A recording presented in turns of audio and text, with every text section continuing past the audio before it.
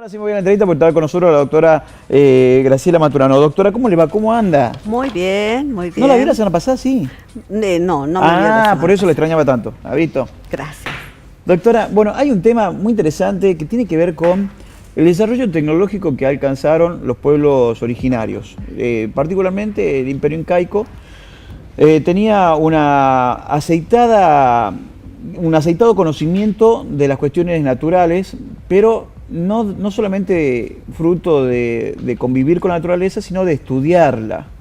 Bueno, sí, hoy vamos a hablar de ciencia, pero de nuestra América. Sí. Porque el objeto es realmente validar la ciencia que se ha desarrollado en nuestras culturas, con el objeto también de defenderlas y de Claro. poder, a medida que conozcamos, vamos a poder tener conciencia y vamos a poder tener un alto sentido de la validación de ese tipo de ciencias. Moray, hoy vamos a tocar Laboratorio Agrícola Andino. Bien. La verdad que es fascinante poder llegar a Cusco y ver este laboratorio andino que se ha desarrollado en la cultura del Cusco para poder, de esa forma, poder manejar, digamos, todo lo que hace a la alimentación y a la economía del Tahuantinsuyo, que era todo el imperio Claro. andino. Moray son construcciones que se han realizado gigantescas, son como huellas digitales gigantes, Sí. en círculo, ¿cómo le vamos a llamar? Terrazas circulares que se Bien. han hecho con una gran... En realidad tecnología, yo no le llamaría tecnología, no sé qué tipo de tecnología habrán utilizado, una gran sabiduría, Sí. diríamos, para Ahí poder ahí estamos construir ahí están ese viendo. tipo de imágenes que han sido socavadas en la tierra y luego construidas con piedra para poder sostener las Claro. terrazas y poder y tener tierras fértiles, porque es allí donde hicieron el cultivo de aproximadamente 250 especies vegetales silvestres, porque han sido domesticadas. Claro. En este tipo de laboratorios.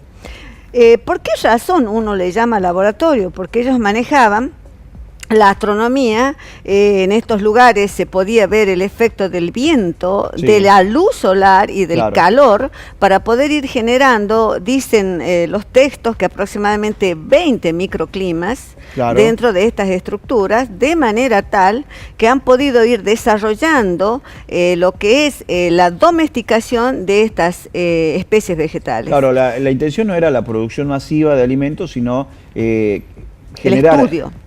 generar o saber cuáles eran las condiciones ideales para la explotación de ese cultivo. Claro, claro. Esto que estamos hablando es una cosa muy, digamos, somera, porque tiene Claro. cada cosa un estudio muy profundo, porque están divididos en 4 áreas, o sea, con sistemas de riego, sistemas de irrigación sumamente sofisticados que les permitía a ellos poder ir hidratando y generando todo el medio fértil para que esa planta pudiera ir ejerciendo estos cambios que iban Claro. produciendo para ir logrando la domesticación. En realidad es muy grande toda esta información, digamos, desde el punto de vista de dividirla en partes, porque Claro. también está la química, cómo Sí. ellos conocían qué era lo que producía daño y cómo lograban determinar hasta dónde ya ese alimento podía ser útil para el organismo. Seguro. Bueno, ¿qué cantidad digo, cuando uno habla de, por ejemplo, de lo cotidiano y uno ve lo que nosotros ya de parte de nuestro hábito, qué sé yo, por ejemplo, la papa,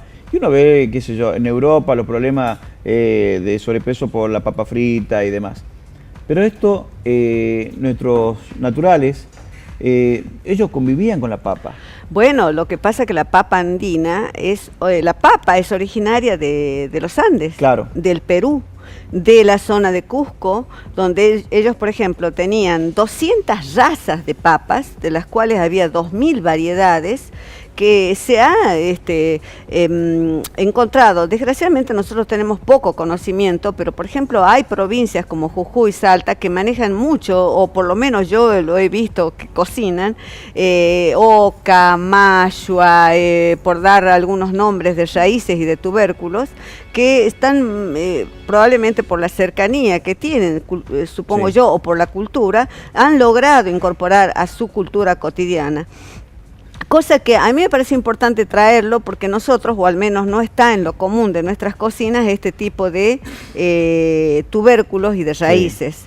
Bueno, en esa variedad de papas, este laboratorio identificaba la variedad y además podía ir determinando de qué forma iban a ser utilizados estos alimentos. Por ejemplo, ellos también pudieron realizar y hacer algo magnífico en cuanto a la ciencia, que es hacer la papa deshidratada. Ajá.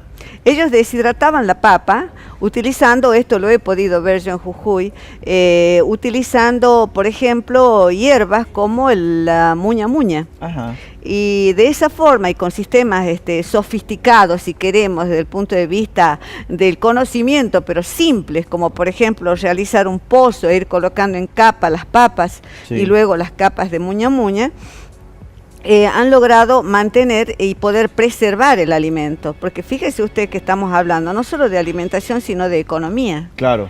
Y bueno, aparte que convengamos que estos tubérculos también les servían para volver a cultivar en futuros. Claro, porque bueno, en estos meses, que es el mes de mayo, junio y julio, son los meses de estaciones secas. Sí. Ellos allí trabajaban con el alimento en cómo cosecharlo, primero cómo domesticarlo, luego cómo cosecharlo y luego cómo preservarlo. Y luego en los meses de agosto, septiembre, octubre y noviembre, la temporada húmeda, empieza la época del cultivo y todo lo que implica el aprendizaje de poder realizar el cultivo de este tipo de alimentos. Otro alimento que realmente es apasionante, fíjese, la papa tiene una historia muy interesante en cuanto a cómo llega a Europa. Ajá. Porque Colón, cuando llega acá, incluso viene por la ruta de las especies, bueno, ya sabemos, se confunde, cree que es la India y descubre América. Sí. ¿Y con qué se encuentra? Con el tesoro de la India fue la papa. Porque en esta época, ya con hambrunas, luego viene la era industrial, siglo XIX, en donde el boom, digamos, del sostener esa gran revolución industrial fue el sostén alimenticio que tenían las comunidades por la papa, que entra por España, por supuesto, a Europa. Hubo países como Francia que se resistieron a su consumo, pero luego fueron introducidos, al punto de ser luego el alimento que realmente ha cambiado la cultura alimentaria de Europa. Claro. Y según dicen los antropólogos en alimentación, que bueno, indudablemente América ha dado mucho más a Europa que lo que Europa podría haberle dado a América. Sí. Y es importante por eso destacarlo, y es importante contarlo, que en este tipo de laboratorios, habiendo tanta ciencia que nosotros lo hacemos de una forma muy somera, pero está puesto todo lo que es la ingeniería, la química, inclusive la espiritualidad, porque hay rituales que se realizan en distintas épocas. Por ejemplo, en octubre se hace el ritual del Morai Shaimi, saludando al sol y al alimento. Bueno, es siempre desde esta mirada cósmica que se realiza. Es imposible pensar cualquier actividad del mundo aborigen, del mundo incaico, del mundo andino, sin la visión espiritual. No, está íntimamente ligada, porque bueno, el cosmos forma parte, y justamente para ellos la Madre Tierra es una diosa, es mirada como diosa y vista también como planeta, es que la cuidan, la cultivaban y le hacían todo este tipo de ritualidades. Todo esto es importante contarlo, porque creo que lo que uno...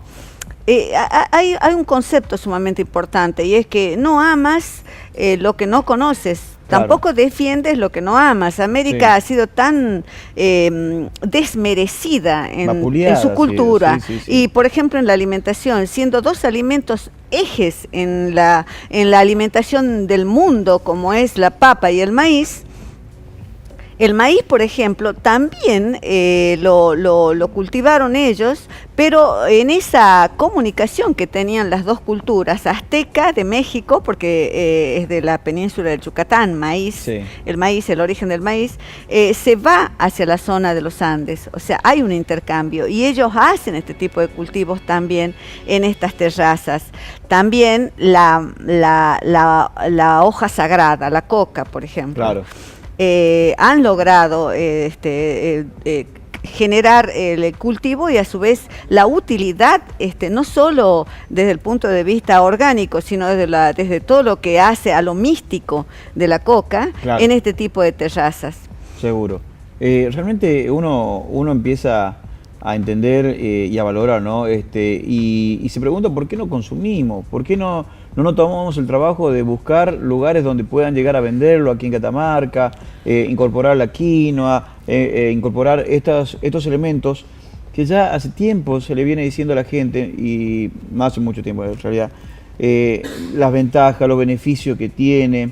Y sin embargo, seguimos siendo cómodos y vamos a la parte comercial, vamos Sí. a la papa. No digo que no consumas papa, pero digo, vamos a la papa del supermercado, del almacén, de barrio. Eso es importante lo que usted dice, porque por ejemplo, los cultivos de papa andina, por lo que yo sé, está en la Facultad de Agronomía de acá de Catamarca, están haciendo que los chicos, los alumnos cultiven papa andina, hagan sus tesis con papa andina. Vamos a ver si podemos traer a alguno de ellos Qué sobre sus interesante. trabajos en papa andina. Hay cultivos de papa andina en Antofagasta la Sierra, en Belén, o sea que se puede encontrar. Lo mismo la quinoa, porque fíjese, en aquella época sale la papa y genera un cambio por su Sí. alto contenido nutricional, por su alto efecto calórico que produce, porque las calorías que va a otorgar son realmente necesarias para el trabajador, para el obrero en la revolución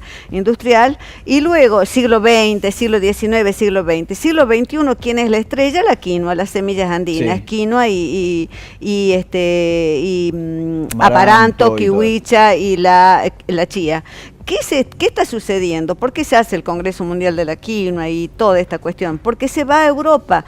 Por suerte se va generando conciencia de tanto hablar, nosotros y otros más, y la universidad. Yo creo que está habiendo un cambio, despacio, lento, pero hay un cambio de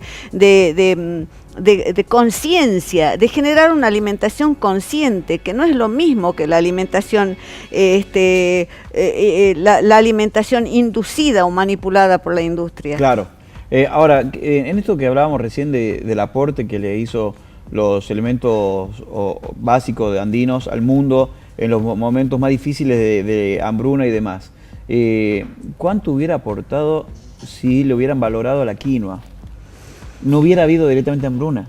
La quinoa tiene, bueno, ya lo contamos, la gran Sí. historia de haber sido prácticamente torturados para que no consuman. Claro, el gran Fíjese que problema que se encontraban los españoles era el estado de salud que tenían los pueblos originarios y y de energía y demás, y esto se lo daba la quinoa, se lo Sí, daba sí. básicamente la Y quinoa. el desconocimiento y la subestimación, ¿no? Porque, Sí. bueno, por ejemplo, ellos tienen 27 variedades de quinoa que cultivaron y domesticaron Claro. en Moray. A mí me parece interesante y poderlo decir que realmente, de alguna forma, todos los americanos deberíamos ir a conocer ese tipo de lugares, porque realmente usted lo mira al Valle del Cusco y ve esa inmensidad de terrazas enormes, con espacios tan gigantescos que se han trabajado y que se mantienen y que todavía el paso del tiempo no lo ha erosionado en absoluto, porque están trabajados con una calidad de ingeniería increíble. Entonces, cuando uno mira todo eso y entiende por qué ese alimento ha sido tan valioso y tan útil, digamos, tan valorado y tan cuidado Claro. por nuestra cultura andina, cuando uno entra a entender desde el espacio, desde el conocimiento y desde la ciencia, empezamos a sentirnos realmente América desde un lugar no peyorativo, desde un lugar de no tener vergüenza o miedos y creer que lo que me dicen de la afuera es la verdad. Sí. Nuestra verdad, la verdad de la cultura de América ha sido escondida tanto tiempo que hay que empezarlo a decir, hay que empezarlo a contar, y más que nada esto no es más que una somera información que se puede investigar y seguir conociendo este tipo de ciencias, como por ejemplo la que estamos presentando hoy. Muchos de los problemas que hoy atraviesan las familias en Catamarca con respecto a la salud, con respecto a la nutrición, a la mala nutrición que tenemos, se solucionaría si nosotros le agregábamos estas semillas a nuestras dietas. Sin duda, usted observe y vaya y observe en cualquier jardín de infantes que le den la listita a los niños para llevar, va a ver que está la Coca-Cola, que están las gaseosas, que están las galletas, que son absolutamente tóxicas, y no está nombrado en absoluto este tipo de alimentos. Por lo tanto, cuando nosotros hablamos de ¿qué es lo nuestro? Cuando hablamos del folclore, cuando decimos lo nuestro y hacemos toda esta cuestión de la guitarra y el poncho, creo que estamos haciéndolo por una cuestión externa de querer, la verdad que no sé por qué. Yo quisiera explicarlo, pero no sé por qué lo hacen.